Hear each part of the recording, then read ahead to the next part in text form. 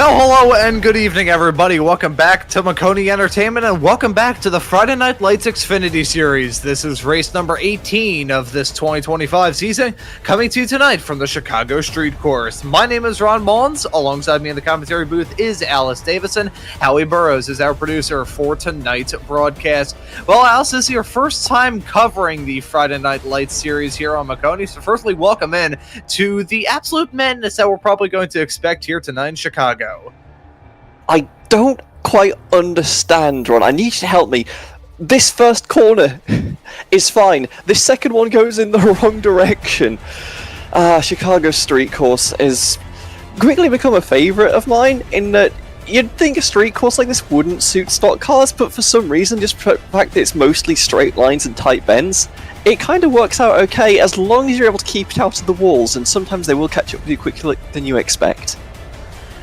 Yeah, I have a feeling that the walls are going to be definitely the most threatening part of this race here this evening. But before we have to worry about all that, let's take a look at the starting grid for this 18th round of this already very exciting season here for the 2025 Friday Night Lights Xfinity Series, brought to you by the fine folks here at the Full Length Challenge.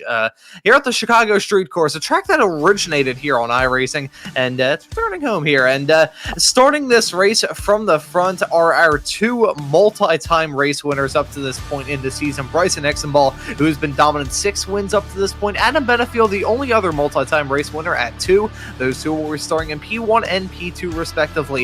In P3 and P4, it will be Lucas Hoytsma and Edward Shearer Jr. in the number 10 car starting this race. In 4th, Mark Paget will start in 5th alongside Hunter Truehl in P6. And starting right behind them on our 4th row of the starting grid will be Andrew Dyson and Kyle Amon. And then rounding out our top 10 for this race will be Joseph McWhorter and Jim Schofield. Alice, I'll let you take the rest.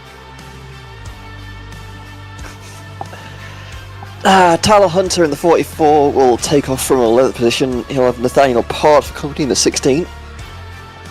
Behind them, Matthew Boston Wheeler in the 06 has Corey Cook in the 61 for company. Row 8 sees Larry McDonald in the 80 alongside Cameron Stone in the 57. Now starting 17th, Noah Woods in the 68. The 81 of Brandon Hastings will be in the 18th position. Right ahead of Austin Evie in the 03 and Tim Phillips in the 27.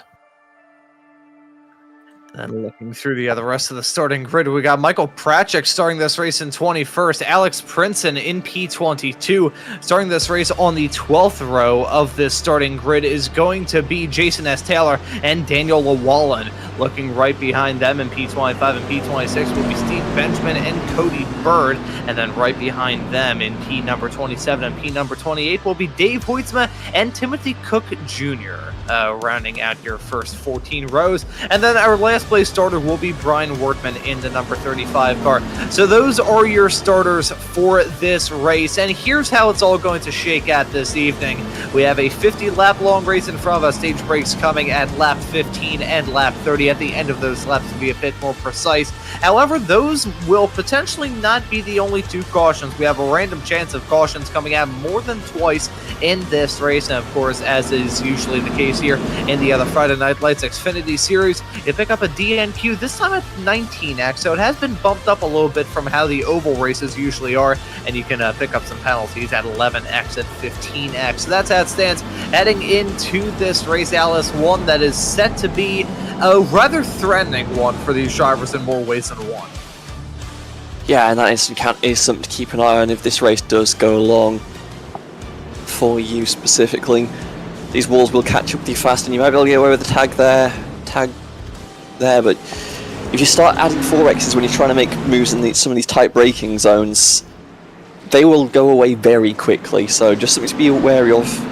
Got to keep it clean around here, especially down towards this second to last corner. I found is the worst one for it. It just gets so narrow very quickly. If you're trying to make a move up the inside, it can just end up a little too argy-bargy, and someone might find their way into the tyres.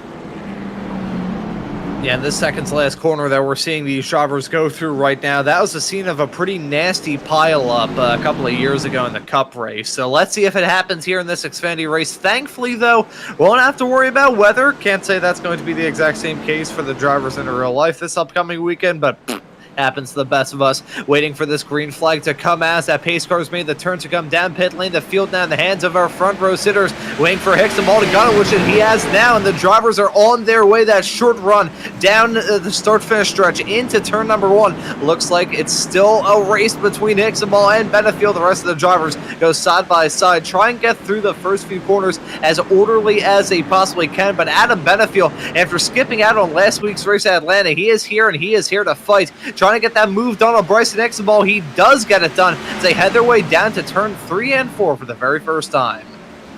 A lot of respect being shown through the field, plenty of space being given early on. You have the guaranteed caution coming later, you don't need to push too hard here, just make sure you find the limit of the car, maybe make some tweaks on pit road if you need to, but right now it's just about staying alive as we head into the infamous turn 6. Hard braking zone. Oh, that is a car around.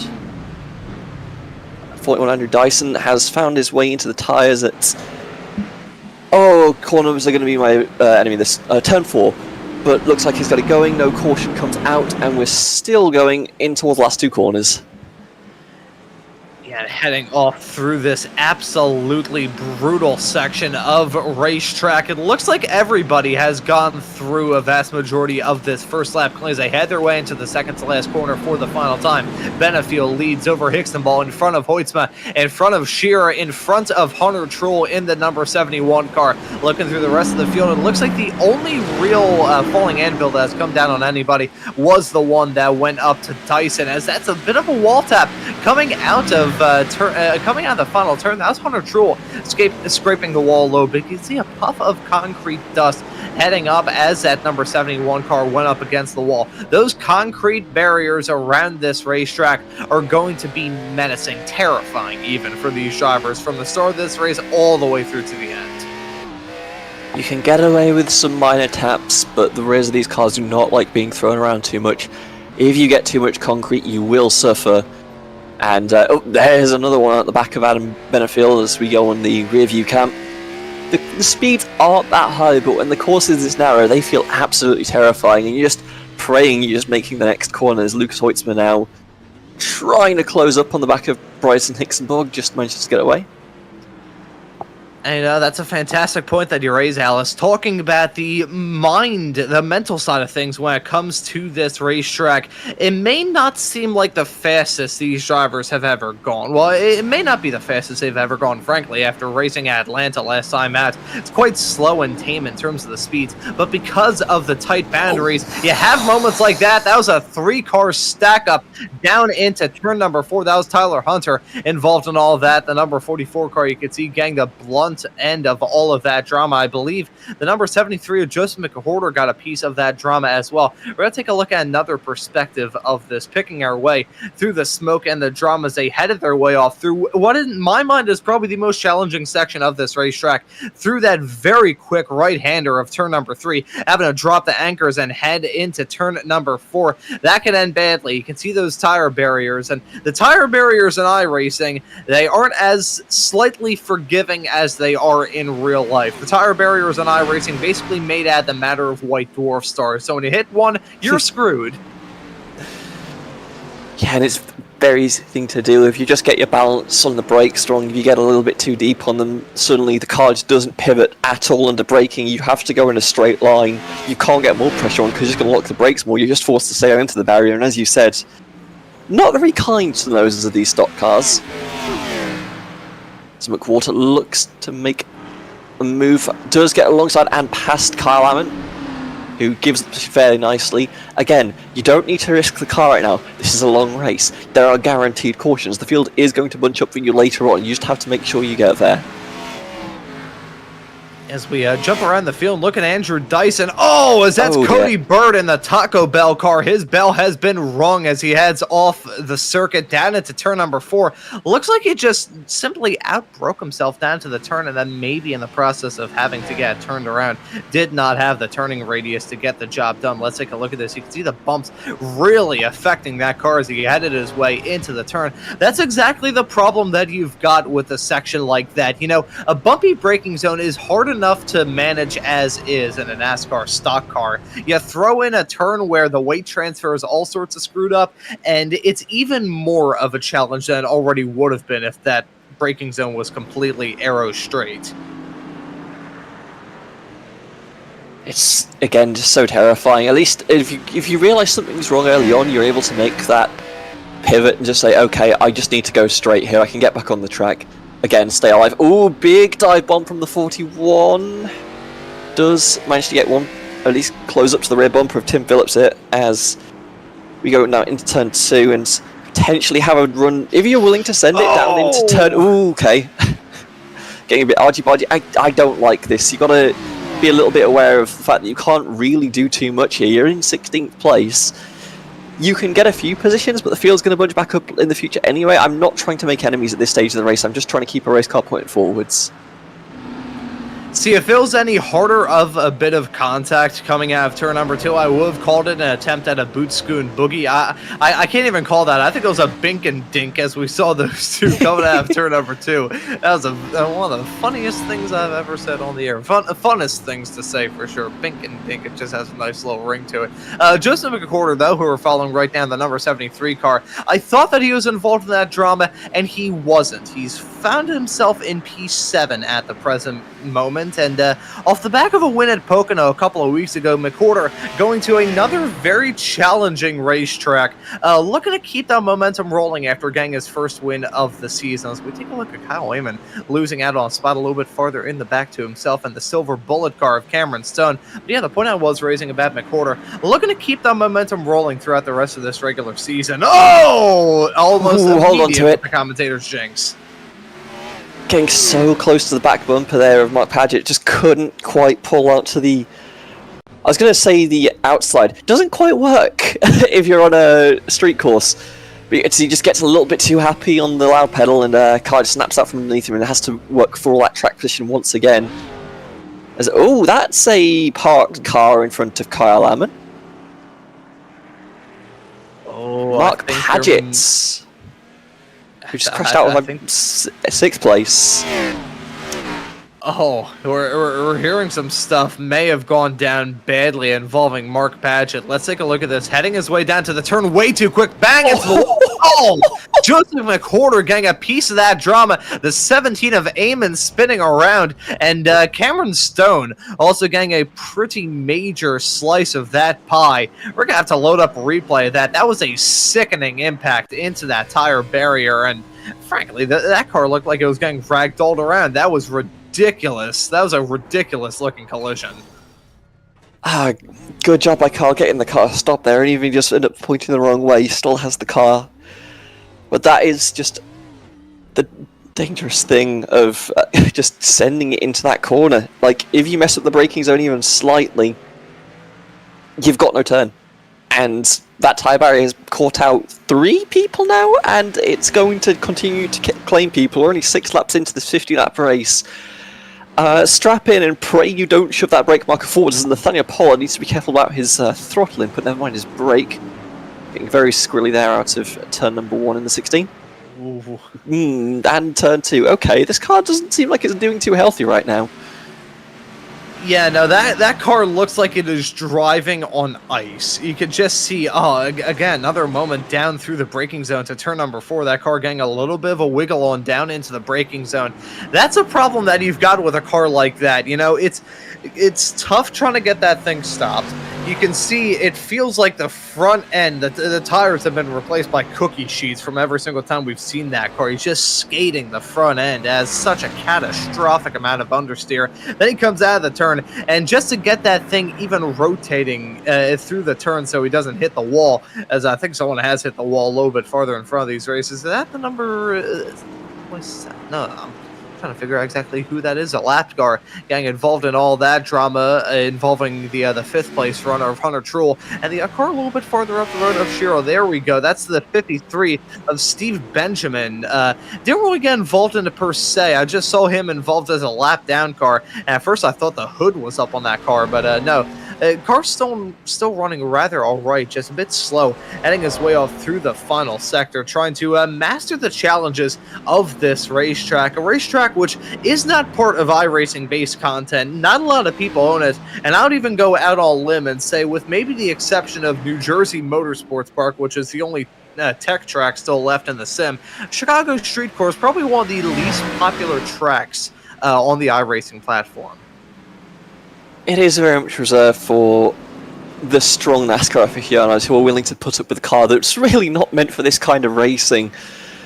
These Xfinity spec cars are pretty lightweight compared to the Cup brothers, as too wide in turn 2 just about makes it work there between Alex Princeton and I believe that's Tim Phillips, the 27. As we now get the rundown into turn 3 for them. But yeah, like, the car isn't made for this. It's very much a stock car that's meant to turn left. It's got no ABS, no traction control. The brakes are suggestions compared to most other counterparts. It is a struggle just to wheel this thing around the track and keep it in one piece sometimes, and you're expected to perform at an extremely high level with it. It is definitely a track that brings out something in people. You'd hope it's the best, but oftentimes it's the barrier instead. I think that was a bit of a barrier tap heading off through the second to last turn. Nathaniel Pollard running right in front of him as Matthew Boston Wheeler trying to wheel that 06 car around this track to the best of his abilities. I feel like it's a losing battle. Scraped the wall through the second to last turn and nearly had some difficulties into the final turn as well. But we got a battle flaring up for P2 between Bryson Ixabal, who's really lost the back of Adam Benefiel, and the car of Lucas Hoytsma running right behind. Nice to see some red, white, and blue paint schemes out here. Yes, I am outnumbered 2-1 in terms of Brits versus Americans on this broadcast, but the vast majority of these drivers are Americans on track, so I will say happy 4th of July. Corey Cook now involved in some battling of his own. Let's see. Oh, he made it. It looked fine all the way going through that corner as I get jump scared by production. But just the fact that you know you are maybe 10 meters away from a disaster every single time, it's going to put the fear of God into you, and the fear of maybe sliding into the car in front as Andrew Dyson just about slides in front of Nathaniel Pollard, who I imagine is not too happy about that one, as Pollard goes down to 11th place. Meanwhile, the fight for second place is on the Hoytsman looking down the inside. It's a little far back for my taste, but might get given the space anyway. It does in fact manage to slide past Tix and Borg and so on. Yeah, pretty nice move there from Lucas Hoytsma, a driver I always like to keep tabs on in the FLC world, whether it be in the Friday Night Light Series or the full-length Cup Challenge that you can catch on Saturday nights here on Maconi Entertainment. Very good driver, won at Talladega a little bit earlier on this season, so he's already grabbed the win up to this point. Let's see if he may be able to get win number 2 tonight here on the streets of Chicago. Let's take a look at this moment. Involving Jim Shoefield. There's been some incidents that have been going on as we've been taking a look at the action out there on the racetrack. Here's Jim Shoefield heading his way down the backstretch and looking like, I mean, there's already some significant damage on that race car, so I wonder if he just decided to call it a day. Survey says I think he potentially might have. No, he's still rolling up to this point. I think he was just playing the sportsman role there and letting all the leaders go by to the best of his abilities. Bad section of the track to try and let everybody by. Tough luck for him to have the leaders catch up to him at that point of the track.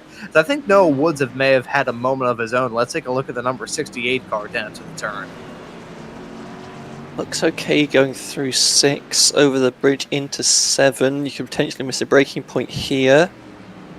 We could potentially miss a braking point anyway, and there it is. Straight into the wall, takes the 03, and 90 doesn't get too much of it, but certainly some unhappy drivers with that series of events, you'd have to say, as Woods gets demoted to 20th place. And I will also say as well, if it gets picked up on the microphone, don't worry, I'm not in an active war zone. I'm just in the city of Philadelphia, which is rather similar to that. We just have fireworks going on. So there's loud bangs being picked up by my microphone. Now you know what that is. We are coming to the end of the stage, though. It has rather flown by. Coming up to that stage break here in about 5 laps time. Adam Benefield on track for a rather convincing stage 1 win with a 3.7, now 4-second gap between himself and Lucas Hoytsma.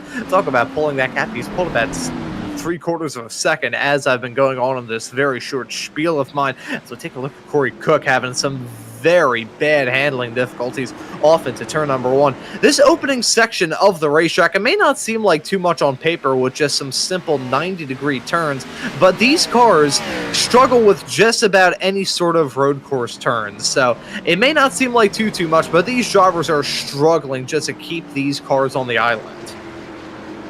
Also important thing to point out is this is not racing tarmac, this is street tarmac. It is bumpy as hell. It is unpleasant to be seated on. The cars that normally deal with fairly smooth racetracks comparatively, as Andrew Dyson tucks it down the inside of Matthew Wheeler, does get the move done fairly safely again. Little bit of a give right now as drivers looking to make the end of this stage. Yeah, this is very unideal conditions for these cars, just given the surface and how little space you have to work in. We've seen, again, drivers get caught out already by at least 2 of these corners, and I imagine that number is going to increase as this race continues.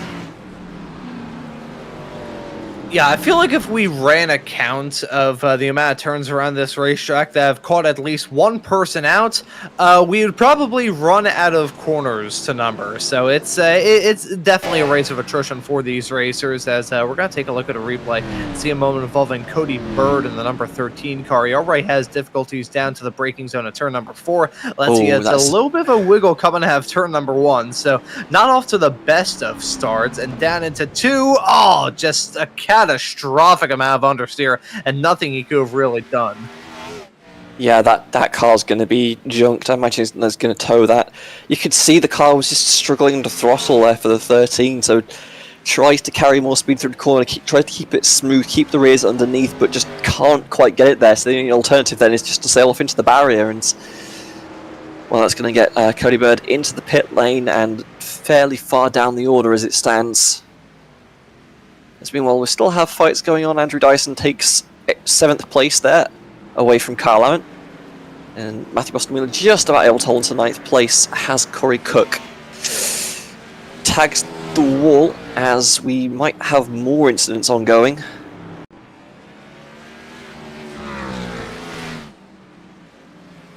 Tim Cook Jr. in the 54 looks okay. Dive. Manages to keep it together. We'll go for Bryson Hicksonbar, the 3rd place car as it stands. Who's just getting checked up by the 54. Oh, and there's not enough speed carried through the corner, but I believe that would have been lap 54, and that is unfortunate timing with the lap cars, and I think there was more contact behind, as that is a backwards 54, so there was definitely more hits.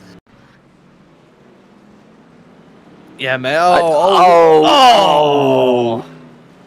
Unfortunate there for the number 71 of Hunter Truel, as the 54 of Timothy Cook Jr. was trying to get that car spun back around in the right direction. Really nothing the number 71 could do to avoid that inevitable contact in that small little stretch between the 3rd and 2nd to last turns around this racetrack. We jump back to live action and follow Corey Cook, currently slotted in P9. Right in front of him is Matthew Boston Wheeler, and right behind him at the present moment, you can see Nathaniel Pollard. There's Timothy Cook down pit lane, so clearly the damage on that car rather severe. I don't think Bryson Hicksonbar was alone in his drama, as despite getting checked up by quite some margin coming out the 3rd to last corner, he's not too terribly far off Lucas Hoytsma at this point in time, as that was definitely some contact being made. Corey Cook leaning on that 06 and Matthew Boston Wheeler down into turn number 7. Thankfully for those drivers, it didn't end in tears, but it was certainly close to it. But I think Hoytsma has had his own drama, as those two drivers basically on top of each other from everything I'm seeing at the present moment. Let's see if he got caught up in any sort of drama. Oh, actually, Adam Benefiel getting caught out a little bit by the lap car of Steve Benjamin. Still trying to get his grips around this racetrack. You can see some damage on the front and back end of that race car. As we are getting to the end of this stage as well. Lap 13 at this point, and Benefiel holds on to a 7.2 second lead. But you can tell in this fight for 8th that Matthew Buston-Wheeler does seem to be the cork in the bottle. He's had a few cars behind him now. Granted, has managed to get a small gap on Cook, but you can tell the patience is running a little bit thin for some of these cars, especially just due to the inability to carry speed through turn 10, the end of the horseshoe. And I think if that continues later on in this run, we might see that rear bumper shot getting harder and harder. And we've seen the damage that Hickenbach can cause on an incidental contact with a lapped car. That might get a little more pushy as this race goes on. I'm not saying it's going to be intentional, but it might get aggressive. Yeah, I think if anyone has the right to be aggressive, it is definitely Bryson Hickenbach. He has a actually pretty good road course record up to this point in this season. I've only had one road course race up to this point. We would have had two if iRacing had also drove my Hermanos Rodriguez down there in Mexico City, but because we don't, at least yet, had to replace that race with Auto Club a couple of weeks ago. So at Circuit of the Americas for race number 3, Bryson Hickenbach was actually able to grab his first of 6 wins, as that's a huge slap into the wall from Brian Wortman coming out of the final turn. Not sure what the deal was, whether he was just losing it coming out of the turn, but smacks the side of that number 35 car. He's still going in a straight line. However, that car was handling about as well as a trash bag full of mango pulp thrown down a flight of stairs. Let's take a look at this replay here of Corey Cook having a moment of his own. Oh, contact being made down to the third to last corner. Big hit into that wall, and you can see that car just about destroyed. These drivers do not have a fast repair allotted to them here in this street race, so it's definitely going to be a game of attrition, as Corey Cook, without wall damage, certainly going to be out of it. Just gets spooked by the lap car, loses his brake marker, and I'll say it with me, folks, you miss your brake marker, you're going into the wall. I feel like it's a fairly easy beat to hit, but it just keeps getting hit over and over again, much like everyone else with the walls. So again, just keep it clean. Again, you've got a stage caution coming in less than 2 laps now as Benefiel slowly gets that car around the track. Just keep it together, keep it nice and smooth. You'll be able to get the car in for repairs if you need them, but you need to have a repairable car when you get there. Yeah, Adam Benefiel has done a wonderful job keeping that number 83 machine in pristine condition. Let's see how he will be able to keep it between now and the end of this race. Haven't had a yellow yet, keyword being yet. We will have one at the end of this lap as long as Adam Benefiel can keep off the back of the number 27 of Tim Phillips, heading his way around turn at number 5 into 6. He's going to go in a couple of moments, holding on to a very commanding lead. Cameron Stone, on the other hand, he may have a battle on his hands with himself in the 10 at the end of this lap. You can see this hornet's nest that he finds himself in at the present moment. Will it be a battle at the end of this stage involving Cameron Stone? He's been a good driver to keep tabs on up to this point in the season as well. I'm going to look through. Does have one victory up to this point. That coming at the Charlotte 300 all the way back on Memorial Day Friday, right beforehand. But Cameron Stone, very good driver here in this series. Let's see if he'll be able to grab win number 2.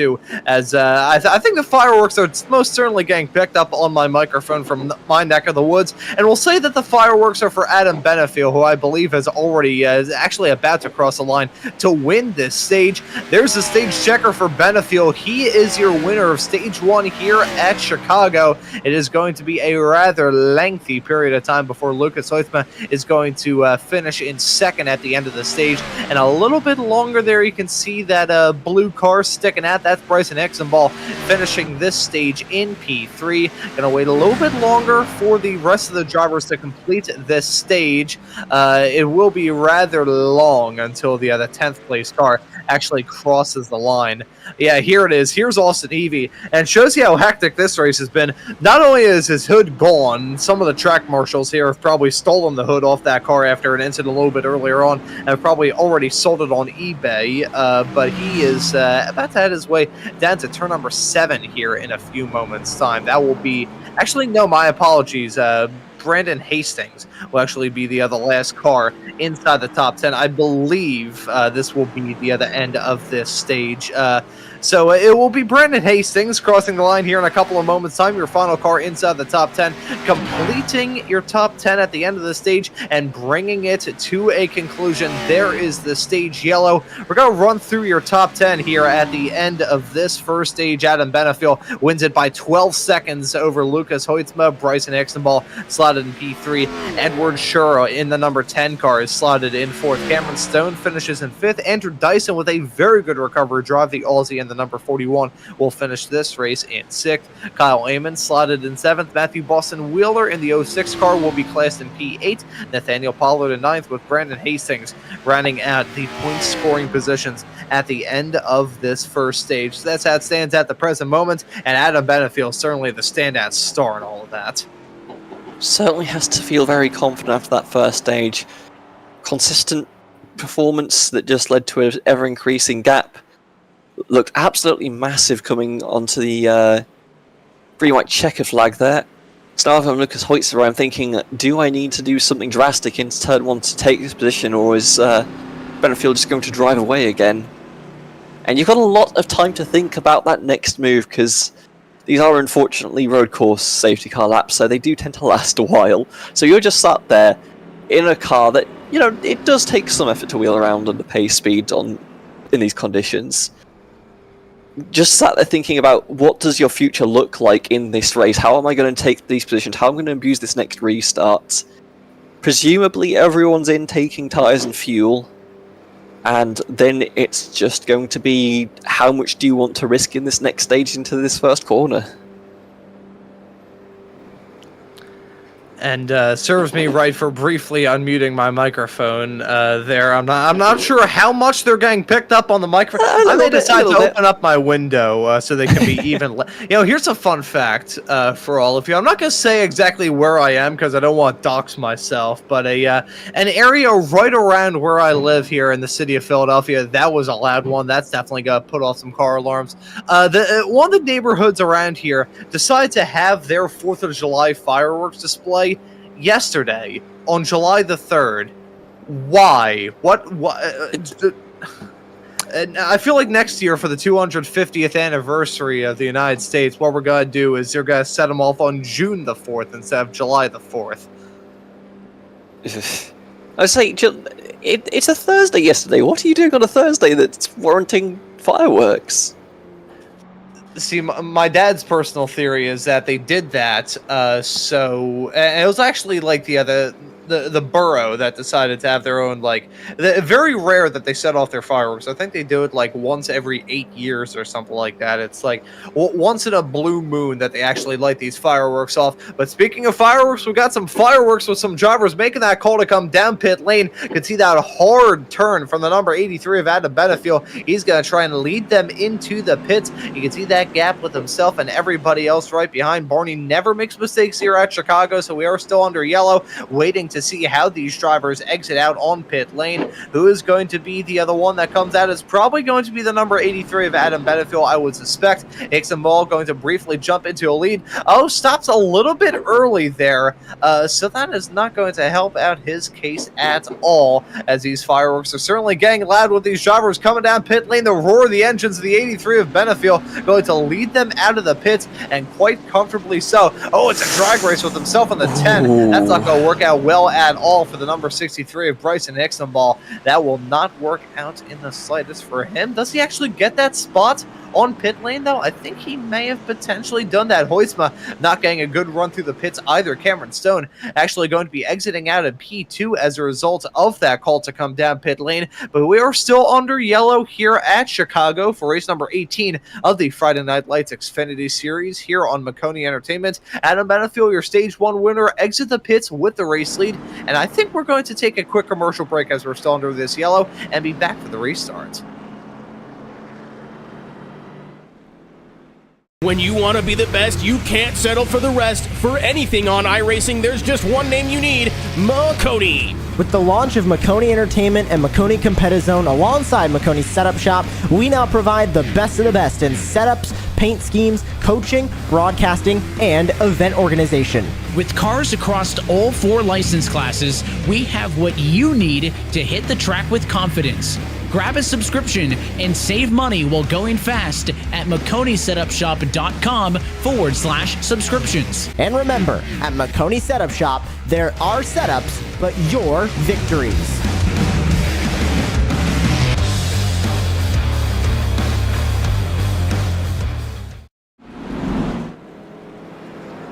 We are still under yellow here at Chicago for race number 18 of the Friday Night Lights Xfinity Series here on Maconi Entertainment.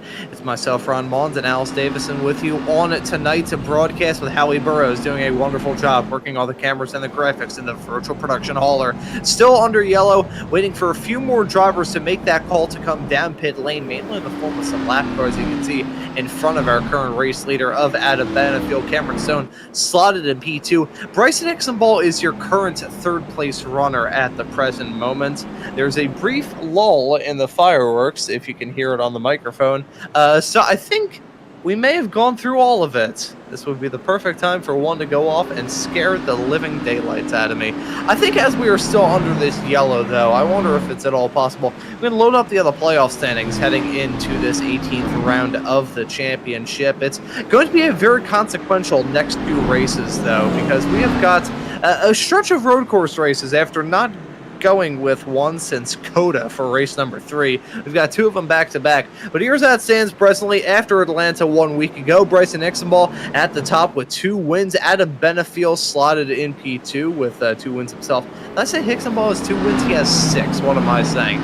He has 2 wins times 3, which is part of the reason why he's leading. In P3 in the points, it's McWhorter. Austin Evie, off the back of that win last time at Atlanta, was able to lock himself into the playoffs. Daniel Wallen has already won up to this point. He's slotted in 5th. Lucas Hoytsman and Charles Velasquez Jr., the last of the cars currently locked into the playoffs. Hunter Truel, after that drama a little bit earlier on, that will take a big bite out of his current points cushion between himself and that playoff line. Currently 175. That will definitely go down leaving this week. Mark Padgett, though, that's going to be a big stinger for the driver of the 02 car. Was involved in some drama earlier on, and with only 34 points being the gap between himself and Tim Phillips, the first driver out, not going to help out his case at all. We'll also say our esteemed Maconi Entertainment colleague, Mr. Kirk Mills, not going to be with us here this evening. So definitely a lot of movers and shakers when it comes to the driver standings leaving this race. And from what we've already seen up to this point in time, Alice, having a race that is this much of a game of attrition, definitely going to affect those points even more. Speaking of attrition, one name that was conspicuous by absence there was Cameron Stone, who's currently slotted in 2nd.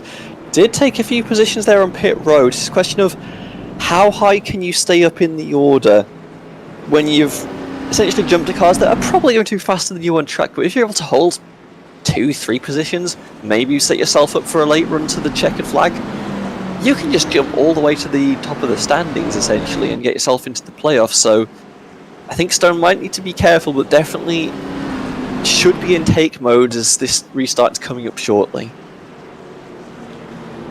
And for this stage, we remind all of you that there is a chance that we could have a random yellow sprung upon us between now and the end of this stage on lap 30. This is the first window that we have for the other random chance yellow during this race. So let's see if we will have a completely uninterrupted run between now and the end of this stage, as we are back to green flag racing here in Chicago, and it's Adam Benefield getting off to a flyover restart down to the turn. Look at Bryson Ixenball in the 63 car, very squirrely on the inside, trying to make something work on Cameron Stone, who gets flirtatious with that outside wall. Coming out of turn number 1, he holds on to P2 for now. However, Ixenball feeling a lot of pressure, literally and figuratively, with the tap to the back bumper from the 10 right behind.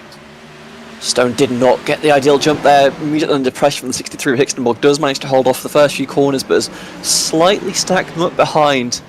Eddershire definitely wants that position further up the order, and if you can put more pressure on, might be able to get it further on this race, but looks like they're going single file into turn 6. No one's really close enough to make anything resembling a dive here, so should be calm for the remainder of this opening lap of the stage 2.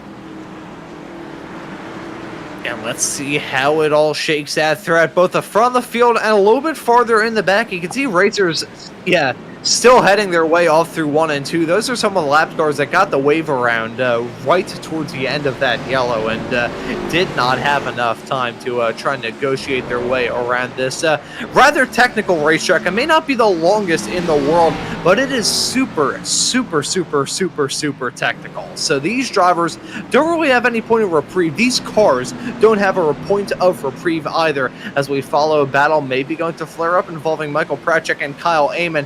This will be a battle for P8 between some of these racers, and let's see if they really start to squabble up between now and the end of this stage. Coming up in the not too far off future here onto Maconi Entertainment, and again, we still have that opportunity to potentially have a yellow, and that would certainly shake things up indeed. I wonder if these drivers would try and set themselves up well for a good end of the race strategy if that yellow does come out. We'll just have to wait and see. What we do know for sure, though, is Benefiel getting off to a flyer of a restart, already holding on to a comfortable lead in front of Cameron Stone, who is starting to pull away as well from Bryson Nixonball in third. Yeah, let's talk for caution. I think that 83 really could do with a lot of green flag running here. We've seen the pace in that car in that previous stage, and I imagine Fernando Benefiel just wants to be more of the same as it stands. Further back in the field, Andrew Dyson has a beautiful shot at the back bumper of Edward Shearer Jr., who's also just slightly closing away. But if you're just able to maintain contact, you don't need to do anything too crazy. Maybe the race comes to you, maybe it doesn't, but as long as you're able to build yourself a little bit of space to work in, you can potentially work over the car in front over the course of this run. It's going to be a little bit shorter just because of the caution laps, so potential to be a little more aggressive if you're trying to save over the 15, but still a relatively long run around a course as hard as this. You can see how rough it is getting into East Congress Plaza Drive, turn 8.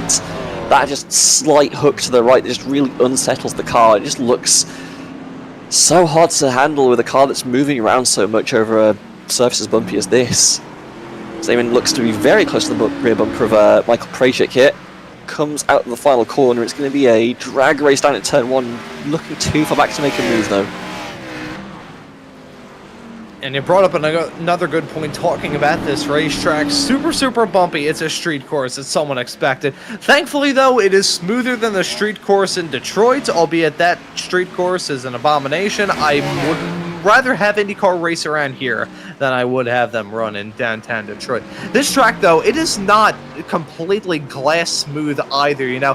There are parts of this racetrack, although generally speaking it is pretty alright, there are certainly parts of it that are about as patchy as my face when I was 14. It is not a 100% smooth ride here at Chicago by any means, and mastering the bumps is super important to be able to figure out who's going to do well and who is going to do bad around this undulating and technical track. Following Andrew Dyson, who is a driver who's really stood out to me at this point in the race. First time we saw him was in the runoff area of turn number 4. We now find him inside the top 5 with the opportunity to maybe get a move done to jump his way up into the podium spots. Andrew Dyson, I think if the cards fall his way, he may be within a very good shot of potentially grabbing a dub here at Chicago. Does help that Bryson Hixenbach has just been sent to the pit lane for connection issues we're hearing. That is disastrous for the 63. As Emin gets it down the inside of the 3 of Prajcik, does manage to make the move stick. But to go back to Hixenbach, that is disastrous. That is an unfortunate situation for the 63, but you can't really do anything about it at this point. You just have to go, damn, I guess I'm out of this race for now. Promoter to 3rd place, Dyson to 4th, and it's all getting aggressive here. That is a very out of place car, that. I think I burst a blood vessel in my eye seeing that moment with the number 3 coming out of turn number 1. Thankfully, though, for Michael Pratchett, I think he nearly avoided the barrier. Potentially, it looked like there was some damage on that race car. Still, let's see. It's a snap. It's... Oh, no, he didn't avoid the barrier. I figured he didn't because I saw that car was just a little bit askew, and we're actually got Rod on board of them. Heading down into the turn, down a gear, staying in that one, and just loses it coming out of there. Hit the gooses on the throttle a little bit too early. It wasn't the worst hit in the world. The front end just looks a little bit sadder than it once did, but I think the suspension still rather all right for the number 3 of Pratchett. He still holds on to a spot inside the top 10, albeit he is now just barely inside the top 10, running in 10th. The problem is, it is suspension damage, and when you need to get into a reliable rhythm as you need for this track, if that gets offset in some direction, you have to figure out what direction it's being offset in. You're going to have to make compromises in your lap time. You can probably hold on to it. I'm guessing Project has a lot of time to worry about getting lapped, so should be fine for this stage. I hope that can get repaired during a caution, either the stage or the potential random one we could be getting in the future. But yeah, you can't afford to have hits like that. It's going to be disastrous for your race in the immediate position and the long term. Yeah, I feel like a good strategy here at Chicago is try and hit the barrier the least amount of times. Don't completely avoid the barrier, because I don't think anybody has really been able to do that. Even Adam Benefiel, who's number 83 car, still running at the front now, 4 seconds a gap between himself. And now Andrew Dyson just got moved on. I think Cameron Stone, he's run into some difficulties. He just got struck by falling anvils. Here comes a dive from Hoytsma on the number 17 of Eamon down to turn number 6. That's going to be a commanding move for him to jump his way up into P6. But Cameron Stone, the latest driver to fall victim to the challenge of the Chicago Street Course. Let's see it as he heads his way down the backstretch, off into turn 6. Oh, baby, there's the wall. It just catches up with you so quickly. One moment you're on the brakes, thinking you found your marks. The next second you realise you've slipped. The fronts are not getting the bite that you're expecting, and the car just sails off into forever. And you just have to sit there thinking, damn, this car is probably toast. That is not a small hit for the 57. If it gets out, it's going to be laps down. Yeah, I have a feeling that that car will potentially be seen at Sonoma next week. I'm not sure if we're going to see any more of that number 57 car throughout the rest of this race, which is a shame. Putting together a very good run, was able to get a little bit farther up towards the front as a result of a expertly crafted pit strategy coming into the pits, and I'm not sure whether he took 2 tires in that, took less fuel. Not entirely sure what the case was, but still a rather good opportunity to do well here. Unfortunately for Cameron Stone, not going to end that way, as he will be potentially another retirement here in this race. A race which has featured quite a lot of them. There are 18 cars currently on the lead lap, which does include Bryson Ixenball, who I'm not sure if he has rejoined the racetrack or not. If he hasn't, you could just make that 17 cars that are still on the lead lap, and Cameron Stone still marks as being on the lead lap as well. So really not a lot of cars have avoided those falling anvils here at Chicago tonight. Well, Lucas Hoytsman's on an absolute charge. Trying to get the numbers, but he's definitely taken a number of cars in the recent few laps. Gained about 3 positions on the restarts, passed another 3 cars since, ended up in 5th place.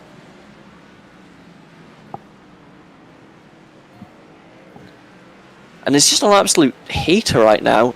Currently looking to take another position, because I believe that's Matthew Boston Wheeler directly in front of the 06 machine. This is an absolute hell of a drive for Hoytsma right now, who got pushed back, presumably in the pit lane shuffle, and Ryder said, no, I have the pace to make this all back, don't worry about it.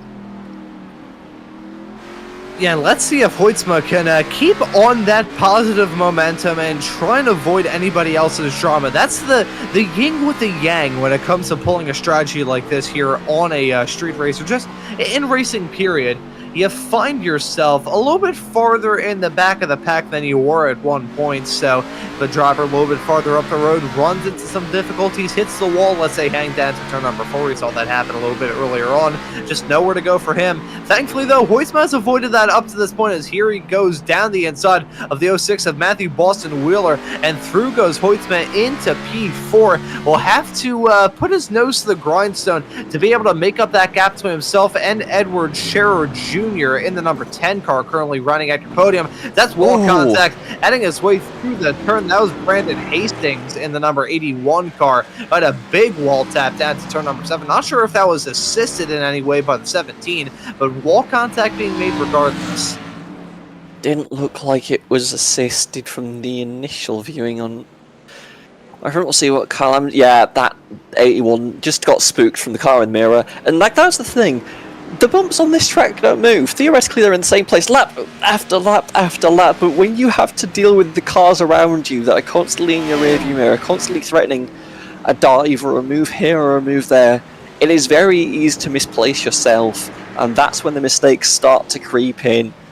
And wall hits for both Ammon and Hastings now, as the 17 is not looking amazing, but still trucking right now.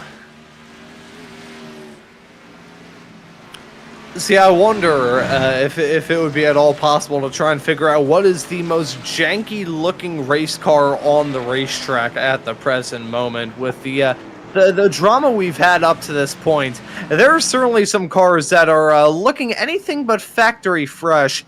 This is not one of them. Benefield, he's looking rather smooth. Even the car of Andrew Dyson looking rather all right at the present moment. I think the 10 car of Edward Scherer Jr., he's gotten involved in a couple of dust-ups every now and then, but I think just about looking clean. Here we start to get into a bit of difficulty. You can see Lucas Hoytman, the front end of his car looks like a big giant essentially went to that car, grabbed it by the front bumper, and just squeezed it in a little bit.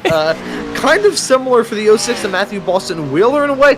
Here comes Benefield. Ooh. Green flag stops going on involving Adam Benefield and Edward Scherer Jr. going to reach the end of the stage here in a couple of laps time, as Tim Phillips has had a moment. But green flag pit stops here in stage 2. We weren't expecting this. Now, were we, Alice? I didn't expect to see stage flipping in this race, but here we are anyway. Benefield and Scherer they'll take full service here, get a full tank of fuel, stay on the lead lap. Once this caution comes out, once Dyson finishes lap 30, they'll be able to cycle to the front of this race, potentially on 2 or 3 lap worse tyres, but they'll get the track position certainly, because I don't suspect it might bring Dyson into the pit lane. Ooh, I forgot about the 03. No front flap, no problem. Just the car still works. Evidently, Austin Evie is on the lead lap. Engine cooling has been an excellent point made by production. The something we're looking at is Brian Wortman just about gets it stuck down the inside as does get put a lap down by Andrew Dyson while it's happening. I'll tell you what, every single time we switch to a different camera shot here at Chicago, there's another code brand moment involving at least somebody. The amount of weird noises that have come out of my mouth up to this point in the show, I'm pretty sure you can remix it to find out. Hold on to it, bud. Hold on to it. He held on to it. I'm not even sure if he knows how he did. Coming out of turn number 6, Cody Byrne in that Taco Bell car. Oh boy, that could have ended so much worse than that did. Let's take a look at it here, Alice.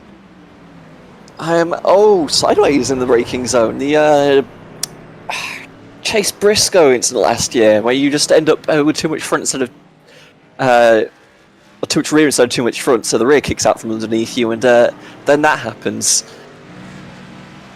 You end up sideways through the corner. You do manage to hold on to it that way. You're not guaranteed to sail into the barrier, but sometimes you just loop the car, and that's not fun either. Jump back to live action and follow Kyle Amon, who in all the smoke and drama has been able to bring his way up into 4th in a rather clean-looking mobile car. You can see him in the number 17, currently hounding the back of the 06 and Matthew Boston Wheeler, who was running strong. I think in recent times, though, he has... Oh dear. That was the 07. Daniel Wallen yes. Daniel Wallen has hit the wall, and I apologise for that one. However, that is a terrible crunch. And yeah, that's in the pit lane. You know, oh wow, he hit the inside wall. What? That had to have been a complete lock up of the rear axle. Let's follow this a little bit farther back. Coming out of turn number 5, is not looking very confident heading down into here, and I have a feeling that the braking zone is what did him dirty. Let's see. Oh, bang into the inside wall. That was a huge hit as well, and rather narrowing up the racing groove for the other 2 cars involved in all of that. That was a very comedic, unintended comedic reveal of that '07 car. You just see trying to bang through the gears, bang into that inside wall. That was a huge hit for Llewellyn. The strange thing is, if he does that maybe 30 meters further up the road, that's not a terrible corner. Just doing it there, unfortunately, meets the apex of the corner, which is made out of rather solid concrete these days. So that's going to be a car in the pits for a while, as Kyle Ammon's still trying to chase down Matthew Boston Wheeler, as the stage should conclude for them with the 41 taking a green-white checkered flag. Yeah, I think that may be happening in a couple of moments' time for Andrew Dyson. A commanding stage win for the driver of the number 41 car. That would be an absolutely brilliant result for him, and goes back to the point I raised a little bit earlier on, how Andrew Dyson may be a driver that we have to consider being a potential winner at the end of all this. But our attention is currently on this fight going on, involving some positions a little bit farther behind, involving Alex Princeton, who's currently slowly but surely trying to reel in your at one point race leader. Number 83 car slotted in P6, Adam Benefield. Not getting the result that he had in mind, but again, there was definitely method to the madness. I'm sure that's exactly what the deal is. Andrew Dyson has been able to take this the end of that lap, so he will be your stage winner. Haven't had a yellow here at the end of this, so bravo here. Oh, Daniel Pollard definitely skating his way through turn number 6. And there is a yellow. So the yellow has now officially come out to mark the end of stage number 2 here at Chicago. No yellow in the first 30 laps outside of the other stage breaks. There was a chance of a random yellow, have not gone it. Instead, we've gone one stage win for Adam Benefield and one stage win for Andrew Dyson, the Aussie. Behind the wheel, the number 41 car takes a checkered flag to win stage number 2.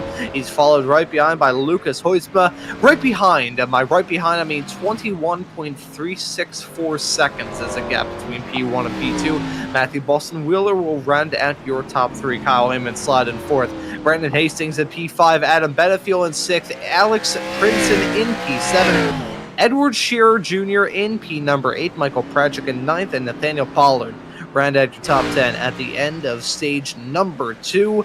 Now we have got a 20-lap long dash to the end of this race. Another opportunity for a yellow to come out. There is a random chance yellow for this section of the race that we find ourselves in, all the way through to lap 45.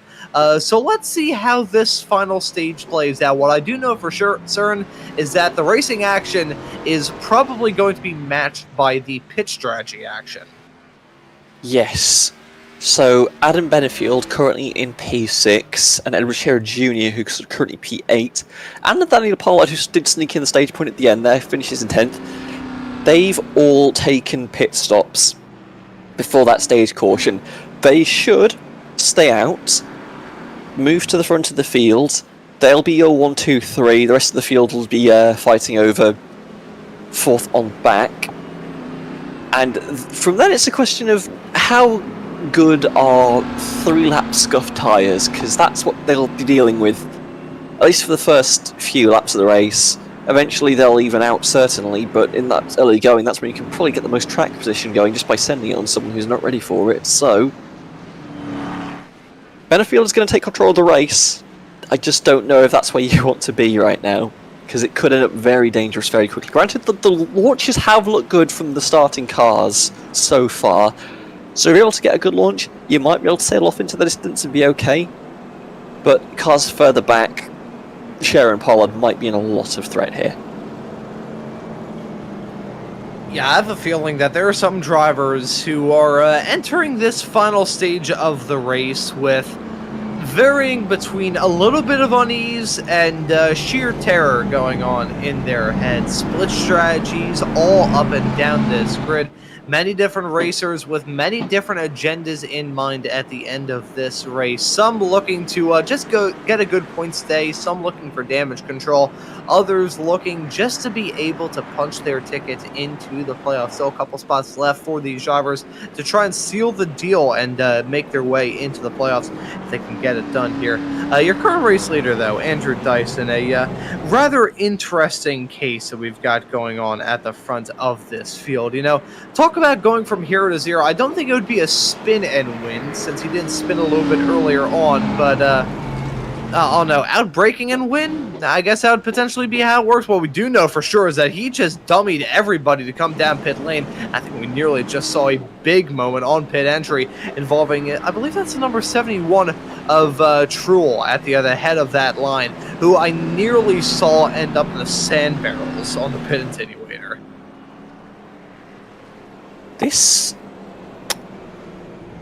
I don't know if Andrew Dyson missed the pit entry or this is an intentional call. I don't know what the fuel window is around here, I'll be perfectly honest. It could be that you can fuel save to the end, but you'd be on significantly worse tyres for the rest of this run. You do take the track position away from Benefuel technically by doing this, but this seems...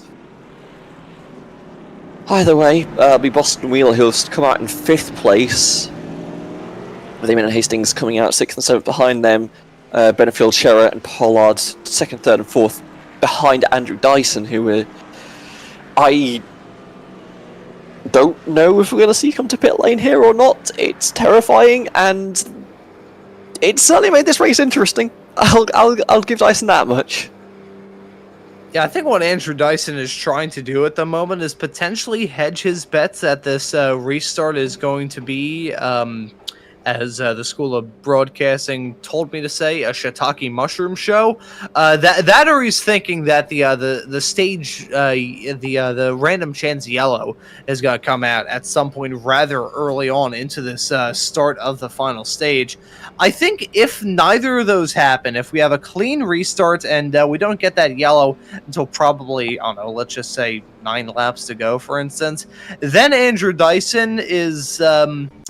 not feeling very cash money, to put it lightly, as we take a look as a moment involving Larry McDonald, shadowing what happened involving Daniel Lawal and McDonald nearly following in suit under yellow not terribly long ago in that Pepsi car. Even when you're supposed to be off your limits, this track will still challenge you. It's very dangerous around here. What was the Julian Palmer, I believe it was? You have to be alert on a street circuit. Infamous words, but always true, because every single time you go around here in a race, even this is racing speed realistically, like this car will kick out of you if you don't respect it. So you just like constantly have to keep yourself aware that yeah, this car could do something terrible to you at any moment in time, and you can just get caught out in moments like that. This should hopefully be one to go here. So we should get back to the racing action soon, and I imagine these drivers are going to be thankful for it, because pacing like this can be rather stressful. Yeah, it just feels like a sense of tension building, and maybe I'm just not a very good iRacing driver, which is definitely part of the reason why I choose to be behind a microphone instead of behind the wheel, but I feel like under these yellows, behind the wheel, you start to get a little bit frustrated, because it's like, oh my god, we've been under yellow for the past 6 years. I haven't been able to go full throttle since the War of 1812. Why are we squeezing this hard under pacing? Adam Benefield is not happy with Andrew Dyson. I feel like we missed something at some point, because that is not the kind of driving you do under normal circumstances under pace laps. Yeah, see, I feel like these drivers have been being and banging and roughing each other up all throughout this race, that they've grown accustomed to it. You know, it's like it gets to the point after a while where you have your comfort meal so many times that it's all that you want to eat. So I think these drivers have decided, you know what? I am comfortable running around this racetrack when there is an imminent and very high probability of me getting punted out of the way. So even under yellow, they are going to be separated by 3 inches. A nice little show of driver skill for these racers. That or they're trying to do some weird form of intimidation tactics. They did not choose violence. Violence chose them. And Andrew Dyson is probably going to be the recipient of some violence here. This has to be a really good launch from the 41, because otherwise there's a swarm of drivers behind that are looking to take this position away in short order. Adam Benefield is Definitely showed some aggression under this pace lap, so I imagine if there's going to be a send around the outside, it's going to be deep in time off this 83, unless the 41 can just break away cleanly. They'll filter through single file, reform up for the final 2 corners, and then the green flag will fly over the final stage, and I am slightly terrified as to what's happened. I keep getting caught out. I keep thinking that's the final run. Nope, we've got to get all the way around the horseshoe first. Yeah, and I gotta say that section of the racetrack is it's another section of this track that I have a feeling is probably going to be in some racers' worst nightmares leaving this weekend, both in the sim and in real life as well. The fact there hasn't been a pile-up heading through that section of the track really genuinely and truly stuns me. But who knows? Maybe that'll be what happens at the start of this final stage, and that would be music to the ears of the number 41 of Andrew Dyson, who will be your race leader, bringing us back to green here in Chicago. The green flag is back at the drivers back on their way. Benefiel getting off to a slow restart. He's now got some pressure with the number 10 of Edward Scherer Jr. right on his inside. It's not going to swap to the outside line down to turn number 2. Benefiel trying to fight for some good track position. Some side-by-side racing going on right behind. Benefiel clears the 10 to remain in P2. Top running of the racers who have come down pit lane since the stage break after stage number 1. Dyson currently on 17 laps in this stint. Got to be turned into 18 this time by. And I would certainly hope that he isn't just going to come into the pits right at the end of this lap, right as we get back up racing. I would certainly hope not, but I'm just looking further back in the field. Lucas Hoitzma already on the charge, slipped down the order again, I believe, to take repairs. That is a backwards car in a very bad position. That's Benefiel. He's against the wall. Adam Benefiel going from hero to zero in this race. What is going on for the Team Conti driver? That may have been a bad rejoin as we cut to the replay, but here's a moment. Heading his way down the backstretch, off into turn number 6. He's got no cars around him. They just lock up the rears. I think he might have. You can see coming in there with a boatload of speed. It was too much speed, and around he goes. He backs it into the wall, and here comes the 06 Matthew Boston Wheeler. Bang! Into the front of him. Gonna punch out the nose of that number 83 race car. The 06 of Matthew Boston Wheeler definitely with some damage on that race car as well. But more than the damage is the costliness of that mistake. That was a race win contending car that is... I don't know if it's going to be able to limp around or what the damage is, but it's definitely given up a lot of the gap to the front pack right now. And that is going to be Benefiel kicking himself, knowing that he just went in a little too deep, trying to chase a little too hard, and paid the ultimate price. Now sits P10. Who's telling what that car's going to be capable of in the long run right now is still further up the field. Carl Allen now wants a shot at the podium as Nathaniel Pollard's looking at falling into his claws. Not going to make the dive here. He's going to play this one slow, but pressure definitely mounting on the rear bumper of the 16. Too much pressure, in fact. No! Contact being made out of turn number 6. Nathaniel Pollard coming to blows with himself in the 17. Kyle Lehman, watch out. This could end in tears. No! Nathaniel Pollard throwing a block the way of the 3 of Michael Pratchett is not going to be happy in the least as a result of that moment. Let's take a look at this as they head their way out of turn number 6.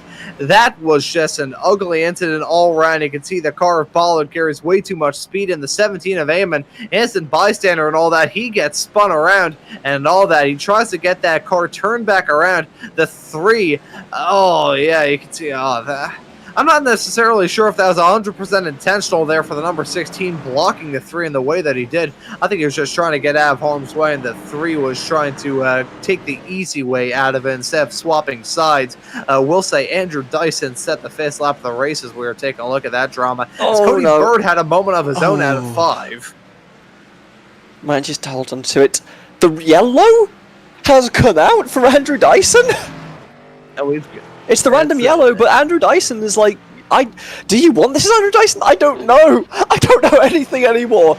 Lucas Hoyts was in 3rd place. How is he there? How does he keep getting away with it? He was 10th not 2 laps ago, and suddenly he's on the podium. I don't understand what's going on. Somebody please make it make sense. I'm not sure if I can make this make sense to anybody, even if you gave me 1,000 opportunities to try and do so. I think there's one way to describe it: pure unbridled pandemonium. I think Hoytsma went his way up from 7th to 3rd in the span of a couple of moments. We're taking a look at this replay following Hoytsma and his perspective and all those trauma.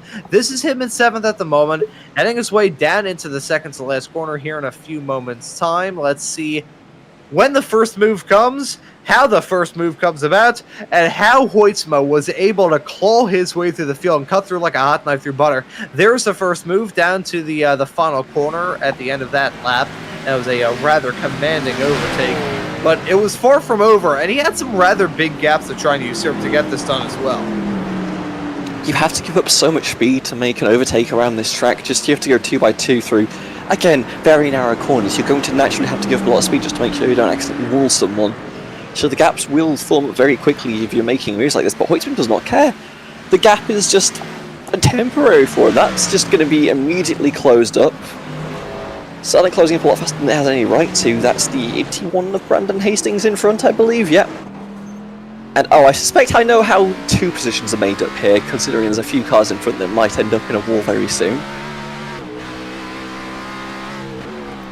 You see the gap closing, the cars in front are close together. You come through turn 6 and oh, pile up. And you just managed to sneak your way across and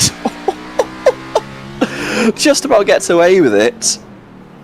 Meanwhile, this track is still green. Hastings gets a little bit deep. Hoytsman's still chasing.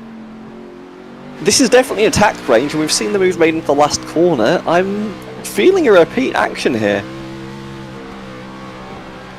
As you can see the full commitment there from Hoytsma heading The his way off closing! through there. That was just absolute poetry in motion. Closes up that gap immediately, and through he goes by Brandon Hastings to make his way up into 4th.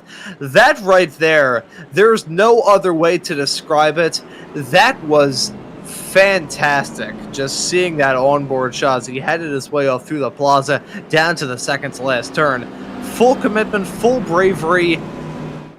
That I have said this many times, the true mark of a fantastic driver both in the sim and in real life is the lack of any sort of self-preservation. Lucas Hoytsma licked the stamp, sent it, and then asked questions later. Just the sheer confidence to be able to get on the brakes that much later than the car in front of you and make the move stick completely clean. Hoytsma is having a fantastic drive right now. Currently sat in 3rd. I believe pit lane's open this time. I'm actually curious to see what happens with Dyson here. Hoytsma should be good to the end. Scherer might come in. Dyson peels off. Scherer... Hoytsma pits. Hoytsma's just having fun. Lucas Hoytsma pitted last time, went to 10th, I believe, carved through the field, made to 3rd, and says, I'm not finished. Let me do that again real quick. And I decided to pit again. I think, yeah, Hoytsma and Dyson, the only 2 cars on... Oh, no, there's more cars behind. My apologies. Eamon, Austin Evie, Brian Wertman, few of the cars that taken there for us a lap down. Bryson Hixenbock should get the lead lap here, 63. Get back on potential for a decent finish here, but still, it's going to be 10 to go when we go green again, and that's not a massive amount of time around this track. Tempers are already running high, and I don't think we're done wrecking yet. And there is no more yellows that will come from this race unless there is a massive track blocking collision, which we nearly got close to it. If that was heading off through the second to last corner when we saw that moment go down into turn 6, that definitely would have probably ended up being a yellow regardless. But I mean, being realistic, I think Lucas Hoytsma was maybe 5 meters away from causing the track blocking wreckage when he came across the 2 cars in front of him. It can just get very dicey through that narrow section. If someone slips up coming out of the exit of turn 6 when there's a couple cars already there, that will shut the track down very quickly and take a few cars out of the running as well. Patience is going to run out. I don't think we're done piling up yet. You just need to be so careful, but at the same time, the time for patience is definitely over. You need to be in take mode right now because these laps are going to tick down very quickly. Oh, it's going to get dangerous out here. Oh, yeah, that most certainly will right towards the end of this race here. For race number 18 of the Friday Night Lights Xfinity Series here on Maconi Entertainment, we have got a barn burner to treat ourselves to at the end of this race. We got drivers on split strategies, drivers who are potentially betting it all on black and hoping that doesn't turn up all red. You've got a lot of different stuff going on here at the end of this race. One thing that we will potentially have, though, I want to see what everyone's thoughts are of the possibility of anybody really challenging the likes of the number 10 of Scherer, because you got Brandon Hastings running right behind, but I don't really know. I haven't seen the spark from that number 81 car to really contend for the race lead. I think the number 10, he's been running comfortably up at the front all throughout this race. Not at the front per se, but near enough to it. He's been solidly inside the top 10, firmly inside the top 5, occasionally inside the top 3 throughout this race as well. He has been a very, very consistently good driver up to this point. And getting word from the production truck that our producer, Howie Burrows, thinks this is going to be an absolute bloodbath. And you know what, Howie? I'm with you in that regard. I am already breaking out my thing of hydrogen peroxide and calling the forensics lab. And Lucas Hoytsma is currently in 12th place, and I'm not counting him out of this race yet. He's taken a lot of repairs the last few times he's been in pit road, so that car is slowly going to get better and better, and we've seen what he can do on a wounded car already. There's a good chance the 97 maybe can't close the gap. There's a lot of traffic you need to car through and not a lot of laps. But certainly, if the cars in front get tangled up, that 97 is definitely in with a possibility of winning this race, which is more than you should say for a car that far back. I still think Brandon Hastings and Scherer is probably a good money, but given the way this race is going, honestly, if you're on the lead lap, it could be your race. You just have to survive, and you just have to take a few positions when they're given to you. Yeah, you know, at this point in time, I really do not know what's going to come at the end of this race. We have got a massively thinned out pack, so if we do have a track block, I wouldn't be entirely shocked if we have to extend this broadcast by an extra hour and a half waiting for some of these drivers to repair their race cars, because if everybody gets involved in that, there's going to be nobody left at the end of all of this. But definitely been a good one up to this point here at Charlotte. I nearly said at Charlotte. We're quite a long ways from Charlotte. Here at Chicago, American city names are very difficult for me. I say this as somebody who has never been outside the United States of America land in his entire life, so I will swiftly and abruptly move on and talk about this restart. Gonna have 10 laps left to go, with the number 10 car leading us back to green. The 81 of Brandon Hastings will be on that front row. I want to see who is going to be the one to cut their way through the field like the butter the quickest. Will it be the 97 of Hoytsma, or will it be the 83 of Adam Benefield? We have seen this case of a driver like Benefield before, running comfortably up at the front, makes that off call potentially to come down pit lane, tries a different strategy, doesn't work at all. It's the case of Icarus flying too close to the sun, his wax wings melted, and he crashed back down to earth. Let's see if that happens for the 83, or whether he's going to come out victorious in all of it. He's going to be restarting this race on the 4th row as we're getting him packed up and rolling and ready to rock. 10 to go here at Charlotte, and we are back racing with a flyer of a start. That was definitely a bit of a jump from the number 10 of Edward Scherer. Let's see how this is going to work out for him. I am not 100% convinced that that was entirely legal, but not hearing about any sort of call of a black flag from him, so he's holding on to the race lead in front of the 81 of Hastings right now. Those two breaking waves. You can see Princeton and Matthew Boston Wheeler battling a little bit farther in the back. It looked like a clean getaway. The problem is the field did stack up behind quite tightly, and that just means it's going to invite moves like this as, well, I don't think Adam Benefield's looking to wait for cars to come. It's just going to take and take and take. Right now, that car is moving forwards. Now 5th place, looking to slide it in 4th past Matthew Boston Wheeler. Might have the send of all sends into turn 6, and would definitely looking far back to make it happen, but shows the nose, puts the fear into the 06, forces them to give that lane, lets that gap close even slightly, and that just puts the 06 on attack mode. As now the 19 of Alex Princeton under pressure, gets the dive, does make it stick, checks up the field behind. 83 and 41 nose-to-tail contact. Andrew Dice not going to be happy with anything that's happening in front as... Oh, that's checked up, and here comes Lucas Hoitzmer as the 41 falls right down the order. That is big damage for the 41. Oh, that was a terrible spot to have a slow car. I think that may have been a bit of a checkup involving the 17 of Kyle Amon. He's currently slotted in 12th and rapidly catched up to the number 41 of Dyson with damage. And yes, it has ended in tears. I had a feeling it would. 3 wide heading all through any section of this racetrack is usually a recipe for disaster, but the slow car in the form of that 41, nothing the number 17 of Kyle Amon really could have done. Has to drop the anchors to avoid contact being made. Stopped in the worst part of the racetrack as well. Let's take a look at this from his perspective. You can see him down the inside the 3 of Michael Pracek through the turn, and then there's a 41. Like the car's out of the groove, but it's so far off pace you expect it to throttle up and it just won't. That's just, there's nowhere to get out of the track there. It's just really unfortunate for all the drivers involved. And yep, 17's in the pits, I believe, as is the 41. There's a lot of drivers going to be upset about the results of this, but the race still goes on. Hoitzmer takes another position. Alex Princeton, the victim of that one, is 97 now in 5th place. Further up the field, Adam Benefield's still not done with Masty Boston Wheeler. They've made the charge up to 3rd and 4th place respectively, but there's still one position that the 83 would quite like, and that's 3rd.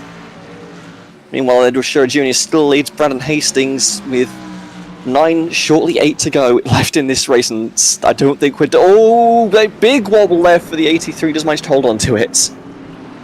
As you can see, another wobble from the 06 of Matthew Boston Wheeler coming out of the second to last corner. Here comes a dive from the 83 of Benefield. This will be a move for P3. It is a move for P3, but here comes Hoitzma. He's following him as well. He's side by side with the 06 of Matthew Boston Wheeler as they come across a stripe.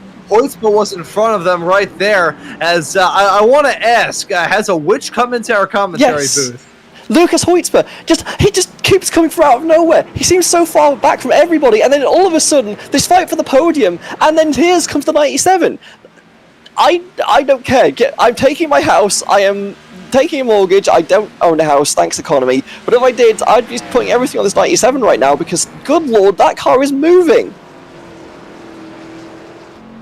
He is just an unstoppable force here in this race is Hoitzma. Let's see if that unstoppability will be at all stopped by the end of this race. But you can see, trying to get stopped down to turn number 6 and really struggling to do so. Hoitzma getting a little bit flirtatious with that outside wall down to the turn. Definitely getting flirtatious with the inside one through turn number 7. Nearly hit it on the entrance of the turn. We're starting to see these racers push that envelope and push their cars more and more lap after lap here in this race. It is fantastic to see from our perspective here in the commentary booth, and Hoitzma, who's been pushing his car ever since the drop of the green flag, really certainly giving us a good spectacle to talk about right at the end.